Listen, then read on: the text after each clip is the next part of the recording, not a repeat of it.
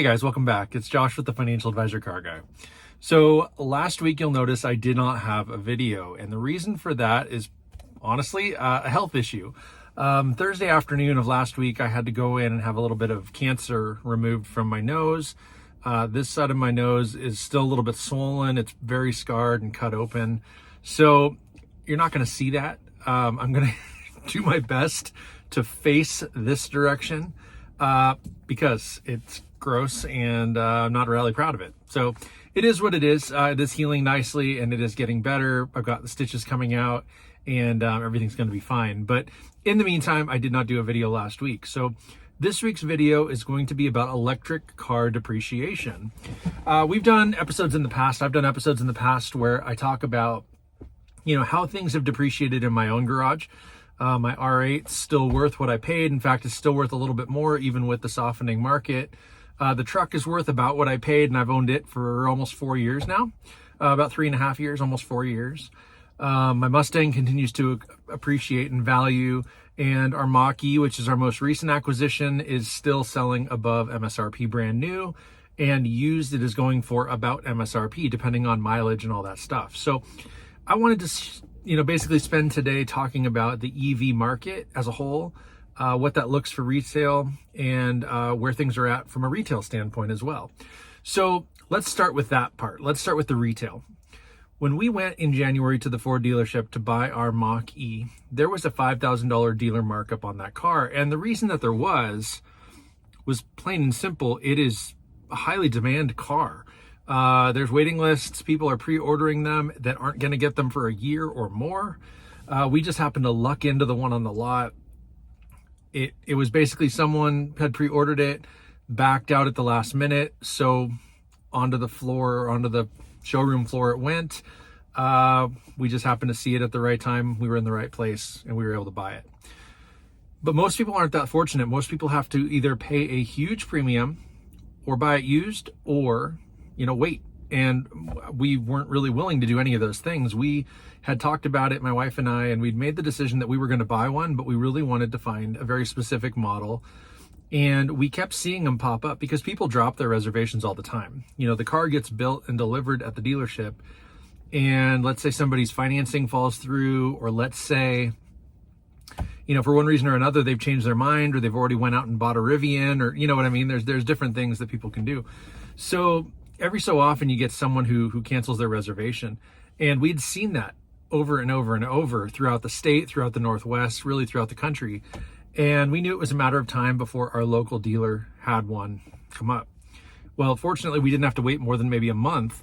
And exactly the model, premium, exactly the color, red, with exactly the options, all of them, that my wife wanted. So we were able to go down there, buy it.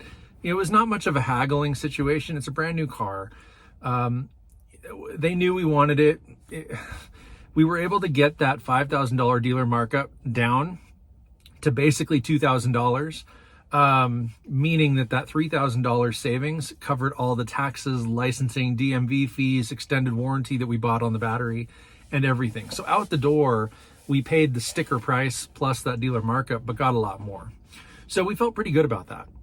Now, earlier in the week, I was reading an article that Forbes put out about EV market and what that's looking like. And across the nation, new EV cars are still selling at or above sticker.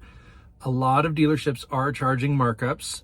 And even if they're not charging a markup, they're getting full sticker price. They're not negotiating down. They're not bringing it down at all. No dealer incentives, none of that, except the federal and state tax credits, which may or may not apply to you depending on where you're located.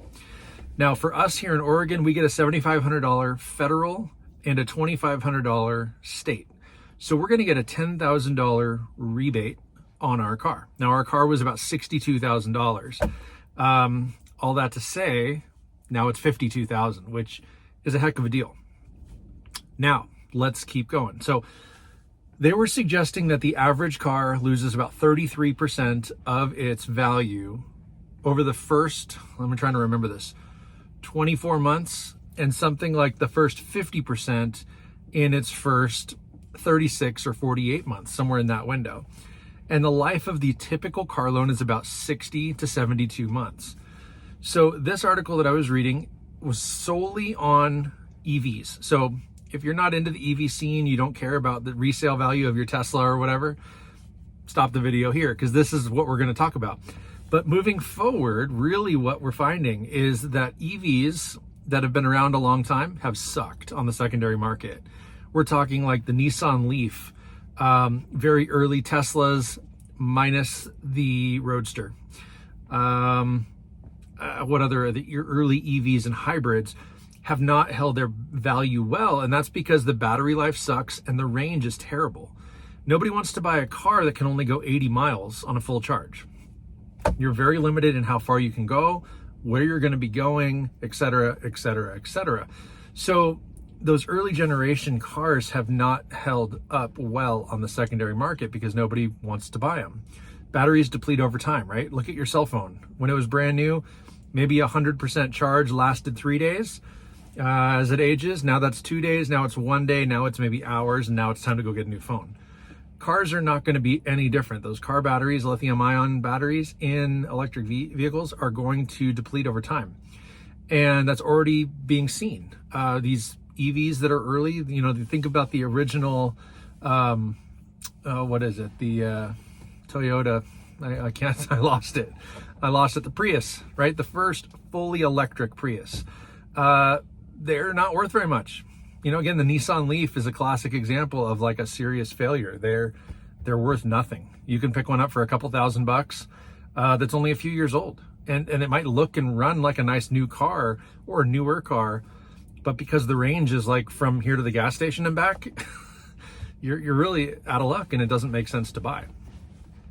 So this article went on to say is as technologies get better, as range extends, as car features get nicer and whatever else, you know, newer cars are continuing to climb in value, but the used car market follows pace, follows suit. So, you know, a $50,000 car new might be worth $40,000 in 2 years, $30,000 in 5 years, and so on and so forth. And so they were talking about all these electric vehicles.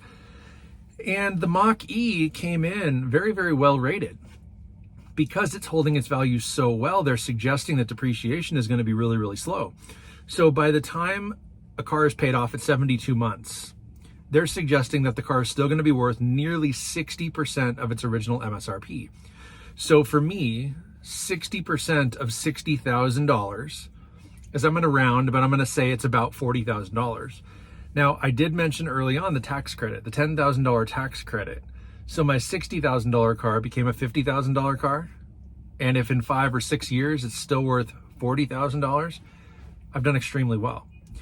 And we didn't pay cash for the car. We financed it, but the rates were so stinking low. It was like free money. It made sense. We didn't put anything down. We drove out of the car lot with that car key in hand, not putting a dime down. And it worked out extremely well. So all that to say, the car market has not changed like we thought it would. Depreciation has not slowed down all that much. And on EVs, it's exceptional right now. So with that, have a wonderful week, and may every investment you make be a good one. Till next time.